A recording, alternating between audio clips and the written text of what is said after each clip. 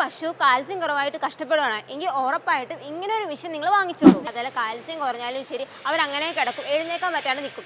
അങ്ങനെ വരുമ്പോൾ നമ്മൾ എന്താ ചെയ്യുക, 5-6 പേരെ വെച്ച് എഴുന്നേൽപ്പിക്കാൻ നോക്കും. അങ്ങനെ എഴുന്നേൽപ്പിക്കാൻ നോക്കുമ്പോഴത്തേക്കായിരിക്കും പശുവിന് പിന്നെ ബുദ്ധിമുട്ടാകുന്നത്. അപ്പോൾ എന്ത് ചെയ്യും, നമ്മളൊരു കൗ ലിഫ്റ്റിംഗ് മെഷീൻ വാങ്ങിക്കുന്നതായിരിക്കും ഇതിനെല്ലാത്തിനും ഒരു പരിഹാരം. നിങ്ങളൊരു കൗ ലിഫ്റ്റിംഗ് മെഷീൻ വാങ്ങിക്കാൻ പ്ലാൻ ചെയ്യുന്ന ആൾക്കാരാണ് ഫസ്റ്റ് നോക്കേണ്ടത് എന്താണെന്ന് വെച്ചാൽ അതിലുള്ള ഗിയർ സെറ്റപ്പാണ് നോക്കുന്നത്.